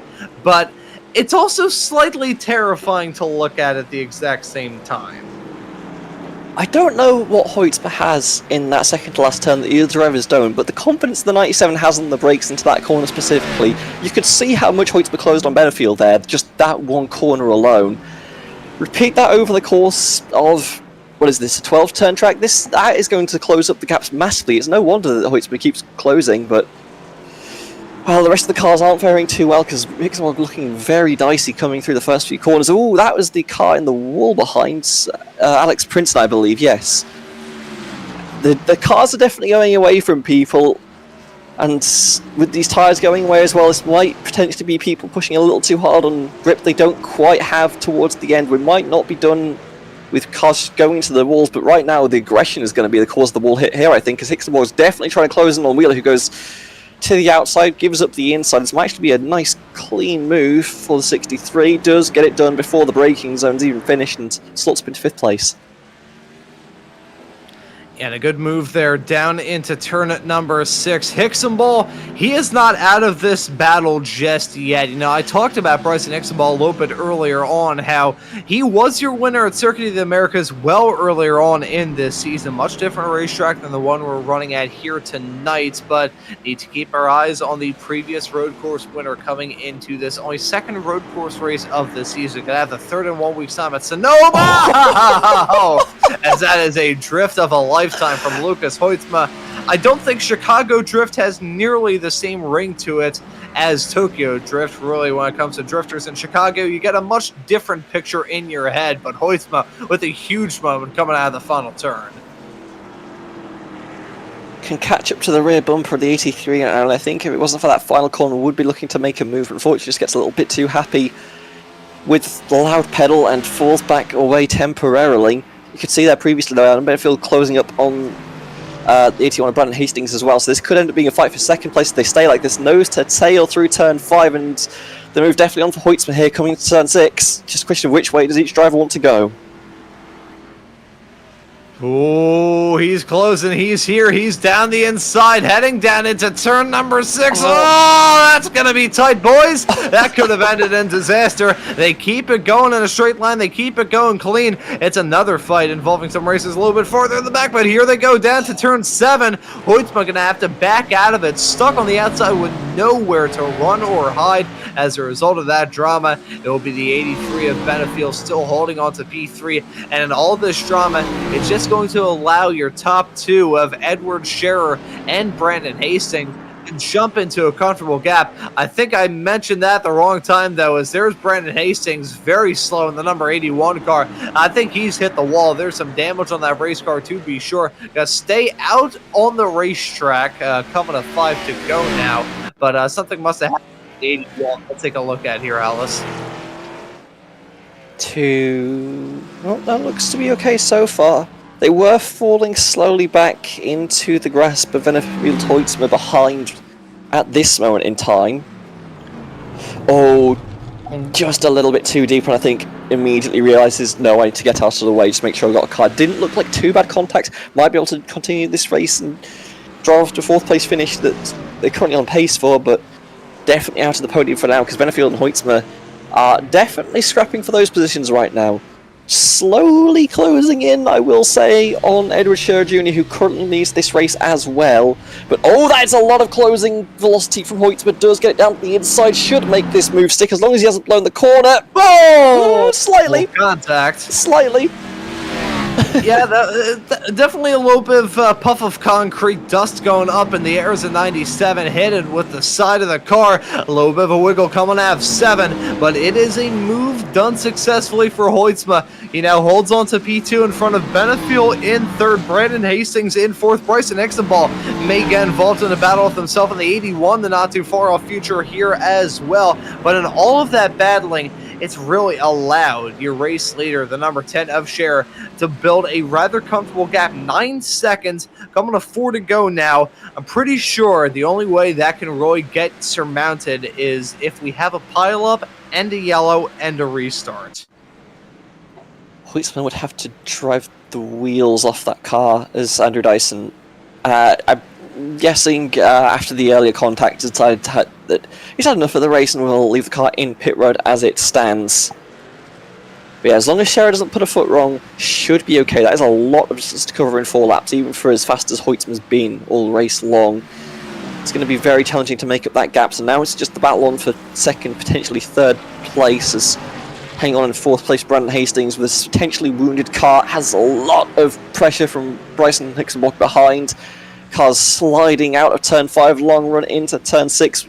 And again, it should be Hicksonball diving the inside, and it's a question of how defensive does Hastings want to get. No, they'll go single file through here this time, which is surprising. I think Hicksonball might be feeling he's being held up a little bit here and might just give the shove, say, hey, I need to take this position. Shows the outside, which is not the easiest way around Chicago, and Hastings will hold the position for now. And you can see just the immediate disconnect that Hastings has now got to Benefield, so certainly losing out on potential 3rd place right now, Hicksonball, who's definitely got the faster car. You can see how much press is being piled on through here, and you just need to make the move sooner rather than later. Might just ship it here. He will ship it, and he gets that move done, so that package has been delivered. It's now Hicksonball in P4. Hastings having a bit of a trip up, heading his way through the third to last corner as another sideways snap from Hoytsma coming out of the final turn onto that start-finish straightaway. Here's the opportunity that Benefield's going to take advantage of down the inside into turn 1. Book it. He's back into P2. It is still going to be these two battling for the final 2 podium spots between now and the end of this race. Don't think Hicksonball is close enough. I don't think that they will be able to reel in your race leader. So Benefield and Hoytsma, though, going to make sure that we do not have a dull end to this race. Hoytsma giving us the smoke, Benefield giving us that consistency. With the yin comes the yang. With the straight man, you got to have the wacky comedian, and that's basically what we've got with these two at the moment. And despite having 10-lap pressure tyres, I don't think Hoytsma's really conserved the car too well. He's been in the pits for a lot of repairs, but that car is definitely ill handling at this point. You can see very loose in a lot of places, and while I thought Hoytsma would just drive away from Benefield able to just take advantage of one slip from the 97 and slot that car back up into second place. And now Hoytsma has a good chance to make the move back, take back that second, but certainly 83 is going to be a contender to the end of this race. It'll be 2 to go when they hit the stripe, but right now, the person who's loving this the most is Edward Scherer Jr., who's pulling away right now. As long as this stays green, which it should at this point in time, as long as the 10 doesn't put a foot wrong, should take the checkered flag here. I say that because this is still the Chicago street course. Anything that can go wrong has gone wrong, and you need to make sure you're able to drive that car to the checkered. If I gotta say, looking at this pack, I don't think there are enough cars left out there to really have a track blocker of an accident. So I think we may end up having a clean run through to the checkered flag in terms of avoiding any yellows. Let's see if we'll be able to avoid incidents altogether. It being the Chicago Street Race, though, in these NASCAR Xfinity cars, which frankly on road courses you'd have a better time trying to pick up antimatter with flimsy chopsticks. I don't think these racers are having the easiest time here on the streets of Chicago. They're treating us to a good show tonight here on Maconi Entertainment, and the battling is far from over involving these two, Hastings and Hicksonball. Gonna give us a good battle to talk about. Holy moly indeed. Look at that, Hicksonball trying to make something work as they head their way down the backstretch off into turn 6. I thought he was going to try and get a move done on the outside on corner exit of 5. He gets it done down the inside of 6 to jump his way up into 4th, but Hicksonball treating us to a really good show at the front of this field as it stands presently. But as all that drama has been going on in that battle for P4 and P5, and it looks like things have rather cooled off between Benefield and Hoytsma, with now 1.6 seconds being the gap between those racers. And Kyle Amon has a moment down into turn number 2. Let's take a look at this moment here for the driver already with damage as he has his way off into 1. Turn 2 has definitely been a trouble spot for these racers all throughout tonight's proceedings. And let's see one more driver get bit by that bullet. Bang into the wall. Small little tap to the front left. I think there may be a little bit of body work. However, the main stinger from that, drive-through penalty for incidents. That is a real kick in the shits for him. But the white flag is in the air for your race leader of Edward Scherer Jr., the 10 car, just absolutely putting on a clinic here in the final stage. It has been a wild race for a lot of these drivers, but eventually one of them has to come on top, and Edward Scherer has just managed to put away consistent laps, got to the front of this field, has pulled away cleanly, and should eventually come across to take the checkered flag. Started the stints in 3rd place when the stage started, managed to bring the car all the way up the field, gets to the top of the standings, has just parked the car there, pulled away from everyone behind, and this is a very convincing win for the 10.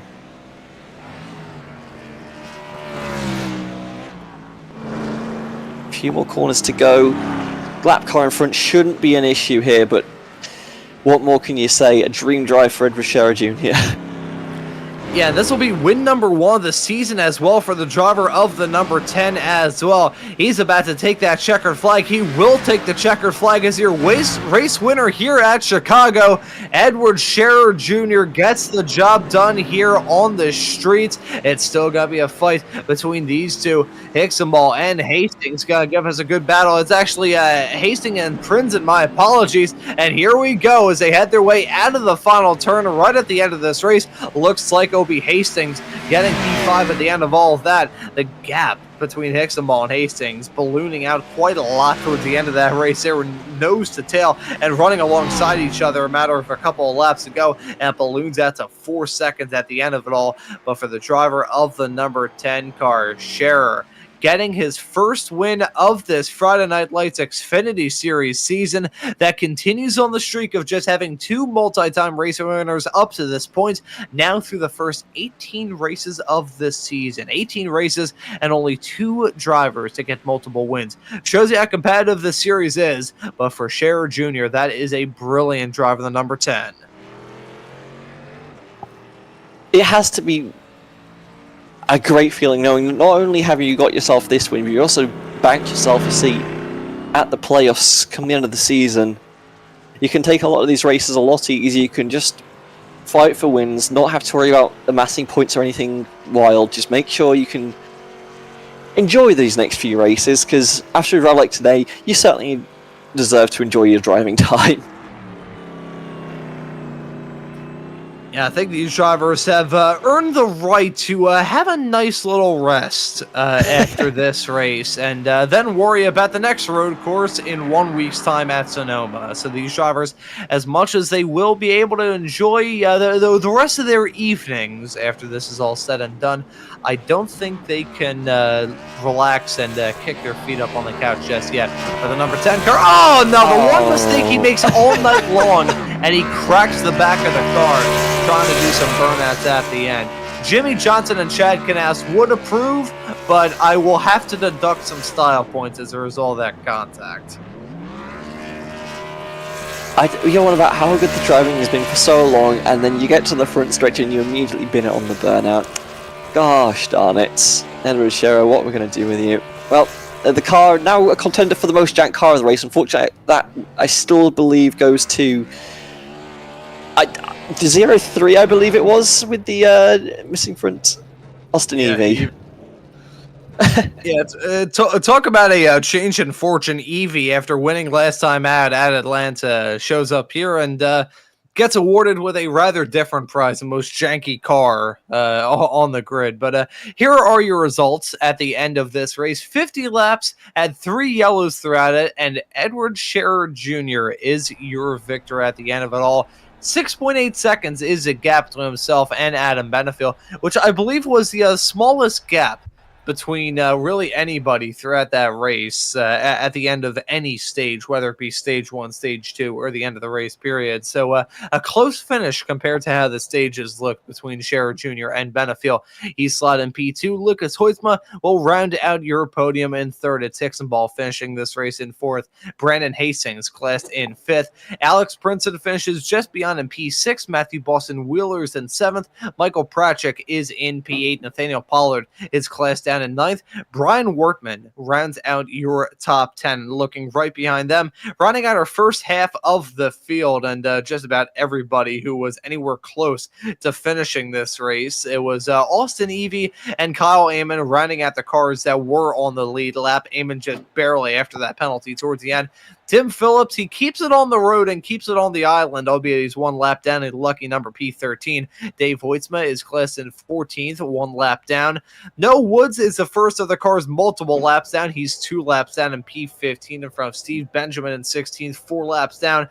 Andrew Dyson, 9 laps down, and pretty much everybody else here in the running order ran into some difficulties. Cody Bird, Daniel Llewellyn, Larry McDonald, classed in P18 all the way through to P20. Cameron Stone, Jim Shoefield, Corey Cook, Hunter Truell, Timothy Cook Jr., Mark Padgett, Joseph McWhorter, and Tyler W. Hunter round out the cars that are classified at the end of this race. Series admin and race control, Jason Taylor, 51 laps down after not taking the start of this race. But that's how it stands at the very end of it. A race of many things going on, but at the end of it all, it is going to be a first-time race winner here for the Friday Night Lights Xfinity Series. And I think we're going to have a chance to have a chat with some of these drivers. And you know what? I am going to... usually I would do this in a rather different style, but I will give the chance to have a chat with Lucas Hoysma to the number one Lucas Hoysma fangirl at the end of all this. Alice, I will let you have a chance to have a chat with our P3 finisher of Lucas Hoysma. Lucas Hoytsma, P3 finish for you at the end of this race, but that last stint, the runs you had throughout that race seemed incredible, where you were just starting in the back of the field and carving through everybody.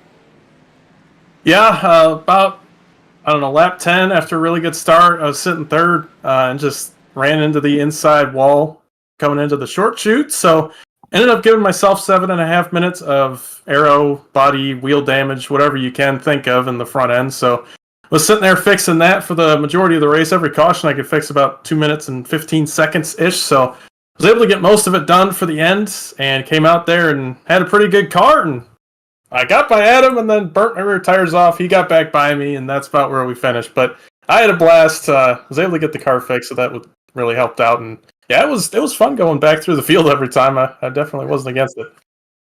Speaking of going through the field, you had a close call with a couple of cars coming off of turn 6. What was that like, just having the closing speed on a wreck that was almost certainly going to take you out if you didn't dodge it properly?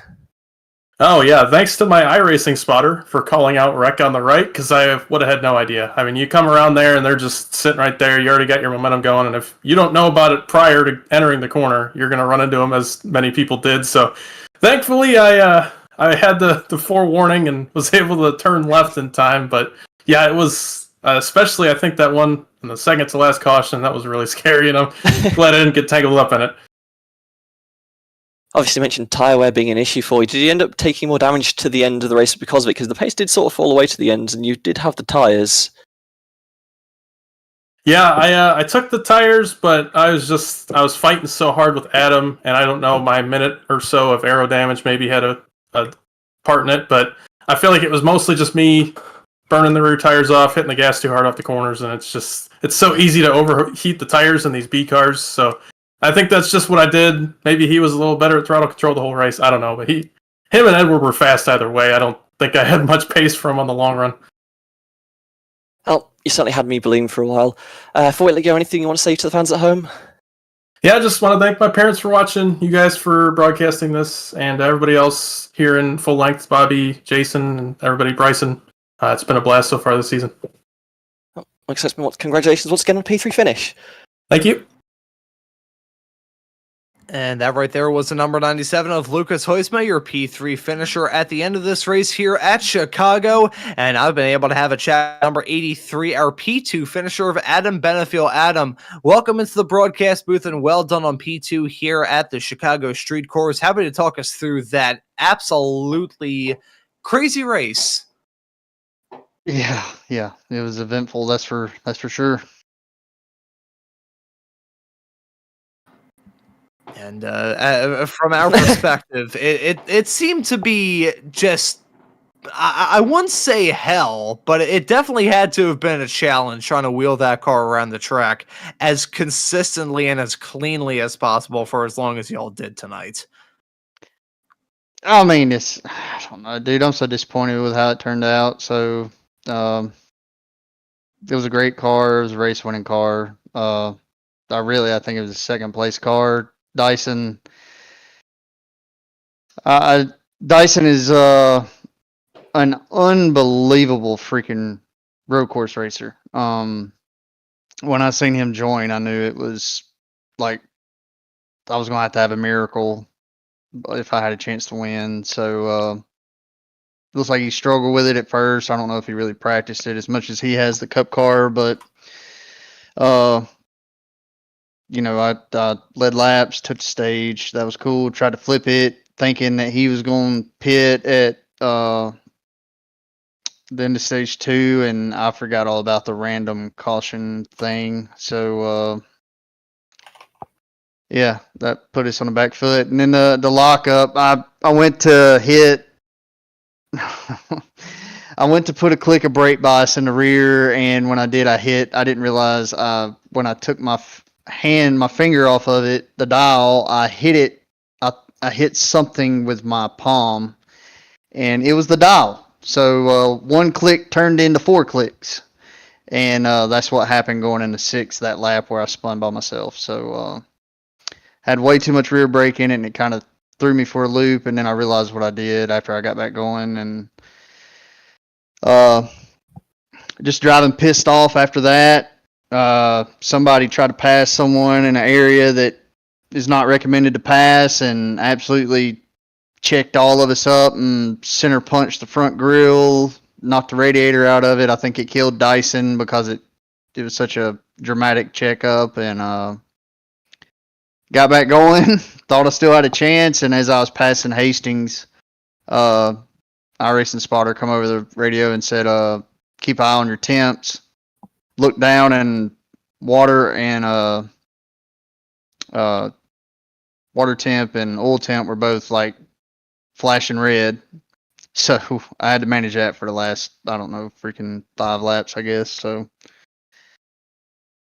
terrible, great car, crappy driver, I guess.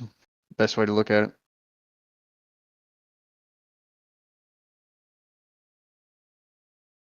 Well, after all that, you did still manage to bring it home into a second place finish. So, anything you want to say to the folks at home, Adam?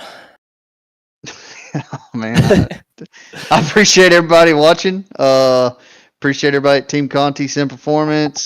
Thanks to Bobby for putting us on. Thanks for y'all to broadcast, and shout out to Hastings. Hell of a job tonight. I think he got P5 or I think so. Great job for him. Congrats to Edward. I mean, he did what nobody else in the field could do, and that was stay consistent and not hit crap. So congrats to him.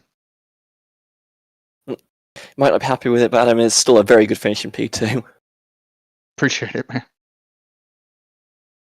And that right there was Adam Benefiel, and that right there was me getting stunned by the fireworks, muting my microphone as Adam Benefiel was talking us through his race, and me forgetting to not unmute myself as I was about to ask him the final question. So thank you for saving my butt there, Alice, and because of that, I will let you have a chat with our race winner of Edward Scherer Jr.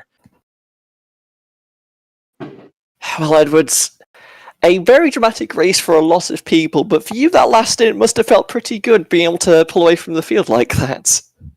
Oh, yeah, definitely. I mean, the clean air helped a real big ton. We did throw some little tweaks here and there at the car, and I finally got it to my liking, and I think we were just going to try to play that strategy that we did before Stage 2 ended with Adam, where we pitted off before the stage to take tires and try to leapfrog track position. It was definitely hard keeping up with them. They definitely have a little bit more pace than us, but I felt like, once we got some clean air on the nose and track position, I thought we can kind of hold our own there. Definitely the tires helped the big time there, but it just goes credit to, Matthew Cisna, who puts tremendous work into this setup. I mean, he was putting it in and just nonstop with this car. I mean, we didn't even know what to expect, really. It was just a real grit and grind with this thing. We didn't know how competitive it was going to be, but practice looked good, and I'm glad we got the win. It was crazy.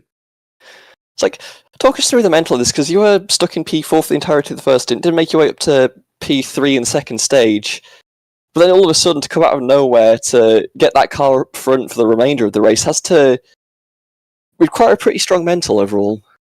Yeah, so I had a couple of guys in my ear basically helping me with crew chief and spotting. It's like, they were running faster lap times, but I'm like, okay, if I could just maintain consistency, because I don't really drive this car that very often, and one of the big keys in coming into this series is I wanted to learn how to drive this car better and also help us over at Precision Speed Solutions to get us a better notebook for our B car setups. Because right now we're doing really good in A car. It's just we need to find those little things to keep up in a B car and even the trucks and C. But shout out to Bryson and Bobby for allowing me to come in here short notice and compete for the rest of the season. I know I'm not going to be competing for playoffs or championship or any of that, but I'm just happy to race against competitive guys. I mean, all these guys have such huge names that are able to race these series, and I'm just glad that I can be able to race against them and to even win one of these is amazing. And we're just a small little team that's starting up with setups and us over at Precision Speed Solutions. I mean, we're just trying to make a name for ourselves up there with like the likes of Conti and Ryko and Premier and everybody else. And we're starting to gain some traction, but I'm hoping tonight the name will start to go out there a little bit more. Well, you did a fantastic job of getting out there. You basically listed off all your sponsors beforehand, but is there anything you want to say to the fans at home before we head off? Yeah, I just want to thank you guys for a great broadcast. Maconi Entertainment does a lot. I kind of watch once in here and there when I can. I'll definitely be watching tomorrow. One of my teammates and owners races in the Cup Series tomorrow, so I'm looking forward to that. But just shout out again, SystemSpeedSolutions.com if you want to check out our setups. Small little upcoming team, but we're just trying to make the community better as a whole. And we definitely compete for wins and compete for top fives. And if you want great setups, you can definitely come over and check us out. ARVA and Finn Lilly stickers for hopping on board and giving us these great paint schemes. I want to shout out to also C, who was my spotter and crew chief. Matthew Cisna, again, who built this amazing setup. If you want to go check him out, he's also on the website. He builds our B car. And yeah, just, thanks to you guys for allowing this to happen. And again, to Bobby and Bryson for allowing me in. And hopefully we got some good results for next week. I definitely would like to compete a lot more up there in the beginning of these races with these guys at Sonoma. But I'm glad that we got the win here tonight. Well, definitely looked like you could compete. I would share congratulations once again on your win tonight. Yep, thank you guys. Appreciate it. And that right there was the number 10-year race winner, Edward Scherer Jr., joining us here in the commentary booth. What a race here at Chicago. We were expecting some fireworks, and as much as I got some in my neighborhood, we got some on this broadcast as well. It was a dramatic race that delivered on what it promised from the get-go. A lot of hurt feelings, I imagine, maybe further back in the field where the contacts didn't end so well for some of those drivers, but certainly a very deserving winner and a very convincing podium overall. Yeah, and a very good series of drivers going to be leaving this race with some hardware and looking ahead to the next round of the schedule. Going to be at Sonoma in 1 week's time here at Maconi Entertainment for race number 19 of this season. Officially getting it to single digits left for the regular season. We've already been in there for a little while, but we're definitely making some progress towards the start of the playoffs here. And to all of you tuning into this broadcast on Maconi Entertainment, we hope you have enjoyed tonight's racing action. And if you have, how about you hit that subscribe button and the notification bell so you don't miss out on any of the racing action. But as for this broadcast tonight, that will just about do it. So for myself, Ron Mullins, Alice Davidson joining me in the commentary booth, and Howie Burrows doing a wonderful job working on the cameras and the graphics and the virtual production hauler, I say thank you all so very much for tuning into this broadcast on Maconi Entertainment tonight, and we hope to see you all wherever